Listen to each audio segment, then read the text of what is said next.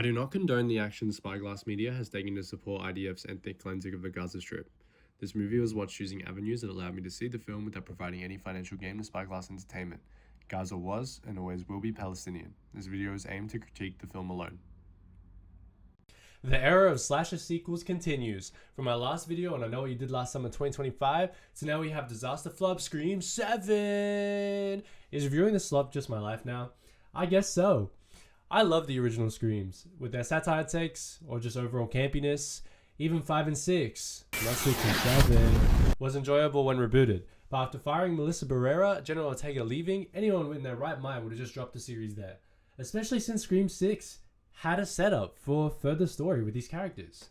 Spyglass, however, just needed to milk the Israeli cow that was promised to them 3,000 years ago.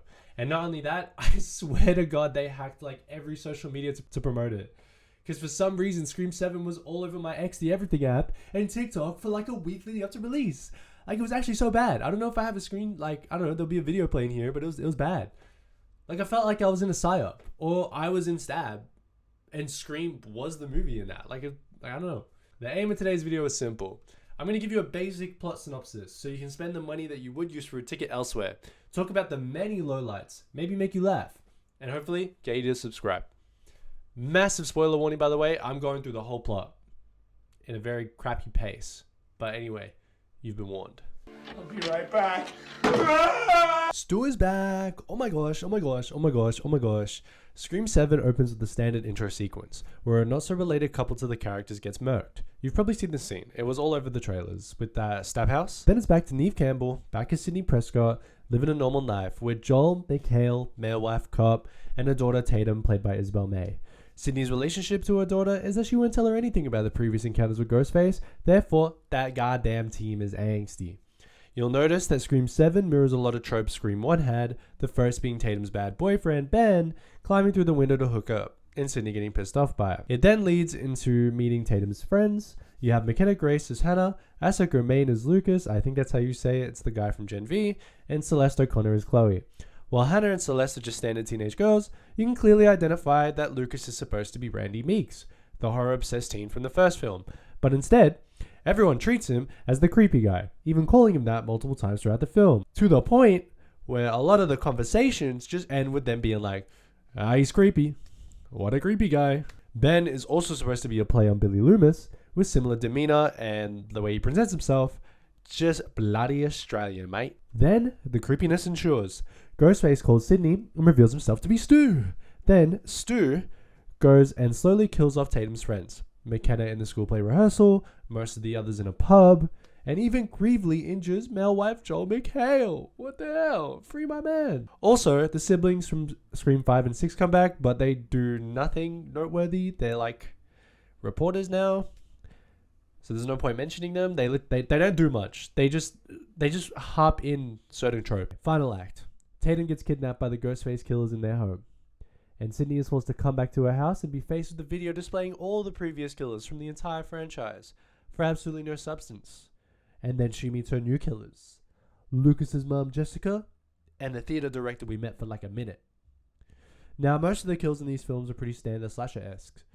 And only one singular kill that sort of impressed me.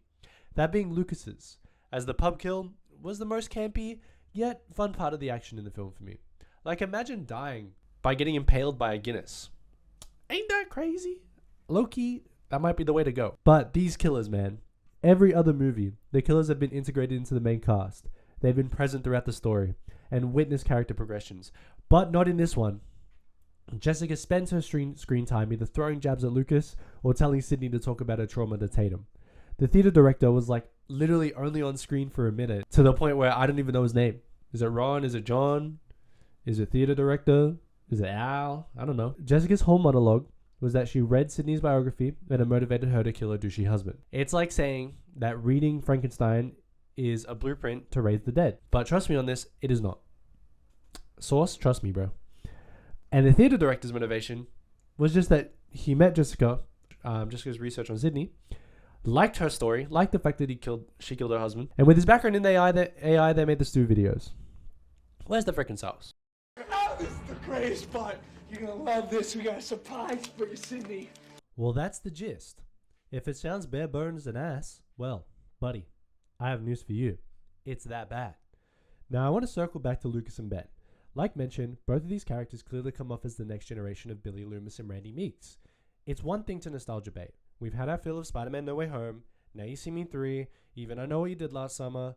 Scream does the same. The writer's room, however, thought it would be safe to mirror both of these characters constantly. The tone and cadence for speaking Ben is just Billy Loomis over and over and over again. The constant callbacks to Sydney's previous endeavors from Lucas is Randy again and again and again. The shit movie is shit again and again and again. Who would have thought? I said it a bit before as well, but the killers not being more incorporated into the runtime really did dampen the impact Act 3 of these films usually have.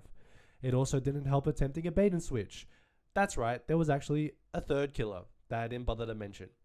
With the first killer dying in the first act, then finding out he's a part of the killer squad from the others in the third act. Very confusing, I know. Can't be bothered explaining it more. Don't watch the movie.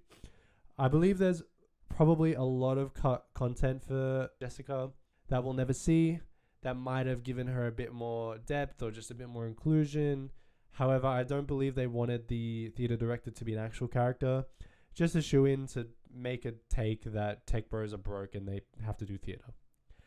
I will, however, brace yourself, make one point of praise. There is one thing I kind of liked, and it is what they tried to do with Gail Weathers. Now, please don't kill me yet, guys. Please keep subscribing. Don't kill me yet. I'll tell you why. Gail, clearly still mourning Dewey's death, is a good choice for her character, in my opinion. The constant shaking and unnervedness when he's brought up, it's a new perspective on this franchise that I wouldn't mind happening to more characters. Sydney. Especially if they want to take this more serious, overarching story route like they did with 5 and 6. Now, while I enjoy this change, I also feel like this change was on the lowest priority in the writer's room to incorporate into the movie. Because it only happened a few times and it was undershadowed by the fact that she's just on painkillers now. But to put the final nail in the freaking coffin, they somehow made such an iconic movie poster boring.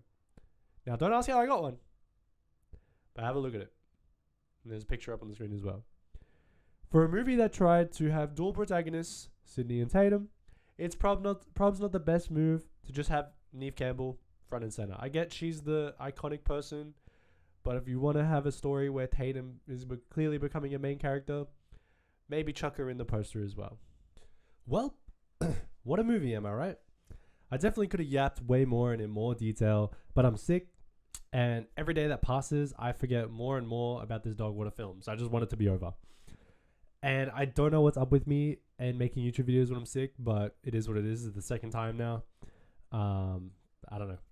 Anyway, if you did enjoy watching and hearing my take, please do the usual. Like, subscribe, hit that freaking bell, chat. Hit that freaking bell. If you don't know, I multi-stream on Twitch and here. Links to all that in the description. Honestly, I prefer the engagement on Twitch than here. At the moment, up to you. Pick your poison. It do not matter. Lastly, with this type of video, you know the drill. Comment down below what food you ate with this video. I need to know. I'm a hungry boy. Need that ASAP. If you didn't eat food with this video, why are you even here? I'm not paying attention. Fuck me! Bro! Why are you staring at him? Why are you staring at him? No, he's gonna wake up. He's gonna wake up. Rule 101. Rule 101, bro. No, he's not. Oh, what the fuck is that? What the fuck is that? What the fuck? Bro, Grace, move! Grace, move! Oh, I can't. Oh, I can't. What the actual fuck?